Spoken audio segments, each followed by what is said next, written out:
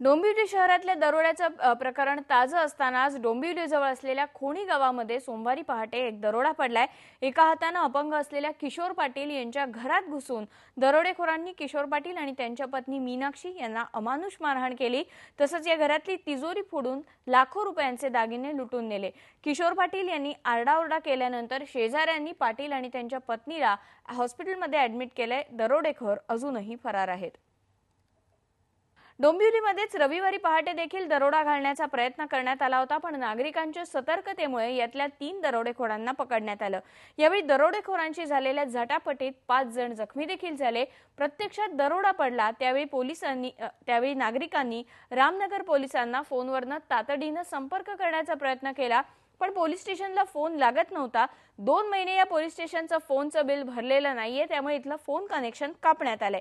परिणामी नागरिकांनी स्वतःच दरोडेखोरांची 2 हात केले आणि लोक जेव्हा पोलीस स्टेशनला गेले तेव्हा तिथे पोलीस झोपल्याचं चित्र त्यांना पाहायला मिळालं। दुसरीकडे जखमींना ज्या हॉस्पिटलमध्ये नेण्यात आलं त्या परिसरातल्या मानपाडा पोलीस स्टेशनमध्ये देखील नागरिकांना हेच दृश्य पाहायला मिळालं। इथे पोलीस चक्क टेबलवरती झोपले होते।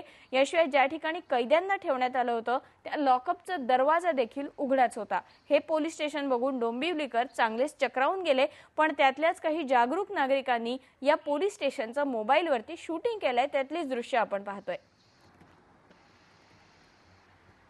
डोंबिवलीमध्ये दरोड्याच्या लागोपाठ घटना घडतायत। पहिला दरोडा पडला तो रविवारी पहाटे। दरोड्याचा प्रयत्न झाला, पण तो नागरिकांनी सतर्कपणे हाणून पडला, पण यावेळी आपल्याला पोलिसांची मदत मिळाली नाही असं नागरिकांचं म्हणणं आहे। तर त्यापाठोपाठ दुसऱ्याच दिवशी आणखीन एक दरोडा डोंबिवलीजवळ असलेल्या खोणी गावामध्ये पडला। सोमवारी पहाटे हा दरोडा पडला। या ठिकाणी मात्र दरोडेखोरांनी लाखो रुपयाचे दागिने लुटून दिले आणि दरोडेखोर फरार झाले। पण रविवारच्या प्रकरणामध्ये मात्र नागरिकांनी दरोडेखोरांची 2 हात केले आणि 3 दरोडेखोरांना पकडून दिलेले आहे। पण या सगळ्या घटनेमध्ये पोलिसांची आपल्याला मदत मिळाली नाही अशी तक्रार नागरिक करतायत।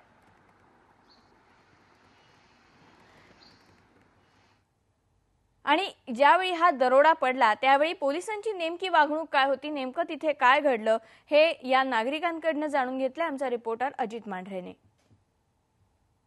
पोलिसांचा शेवटपर्यंतच्या क्षणापर्यंत हा पत्ता नव्हता। माझा मोठा भाऊ हर्षद पाटील त्याची बोट तुटलेली असताना सुद्धा त्यांनी गाडी ॲक्टिवा घेऊन त्यांनी पोलिसांना शोध लावला। एका पेट्रोलिंगवाल्या पोलिसांना तो सापडला, पेट्रोलिंगवाल्या पोलिसाला घेऊन आला। त्यांनी वायरलेसला इन्फॉर्म केलं। त्याच्यानंतर एक दोन करत पोलीस आले। त्या पोलिसांना आम्ही सांगतो की 2 हे आरोपी आता इथे सापडलेले आहेत, 3रा हा आरोपी गच्चीवर आहे। पण पोलिसांनी आम्हाला लाज वाटते बोलायला की पोलिसांचा हिंमत नाही आहे। पण शेवटी मी पोलिसांना सांगितलं मी तुमच्यासोबत होतो। पोलिसांच्या पुढे माझ्या मागे 2-3 पोलीस आम्ही जाऊन तो घर फोडलेला तिथपर्यंत मी त्यांना घेऊन गेलो।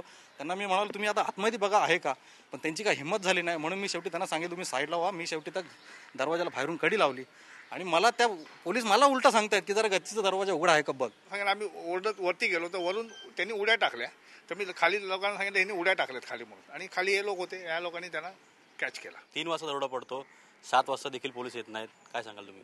यामध्ये जर वेळेवरती पोलीस स्टेशनमध्ये फोन उचलला गेला असता तर हा प्रकार घडणं कठीण होतं। पण एक लक्षात येतं की पोलीस स्टेशनमध्ये गेले कित्येक दिवस पोलिसांनी टेलिफोनची बिलच भरली नव्हती। म्हणजे ही जी गोष्ट आहे ही अत्यंत निंदनीय आहे। असं का घडलं तर याला ते कारण सांगतात की कमिशनर ऑफिसमधून अशी बिलं भरली जातात।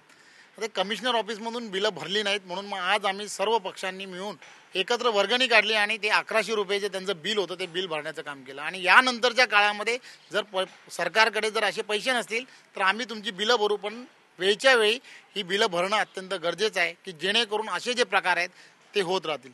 यापेक्षाही वेगळी काल हा प्रकार घडला आणि हा काल प्रकार घडल्यानंतर सुद्धा काल मानपाडा पोलीस स्टेशनमध्ये सर्व अधिकारी हे झोपलेले होते आणि अशा परिस्थितीमध्ये खोणी गावामध्ये दरोडेखोरांनी परत एकदा अशाच प्रकारचा हल्ला करून तिथेही लूट करण्यात आली। हे पोलीस स्टेशनला किंवा संबंधित सर्व सरकारच्या सर्व जे अधिकारी आहेत या अधिकाऱ्यांना या सर्व गोष्टीचं कोणत्याही प्रकारे गांभीर्य नाही। जर्नलिस्ट मंदार परांजपेसह अजित मांढरे, IBN लोकमत, डोंबिवली। डोंबिवलीतलं दरोडेखोरांचं हे सत्र, दरोड्यांचं सत्र अजूनही सुरूच आहे।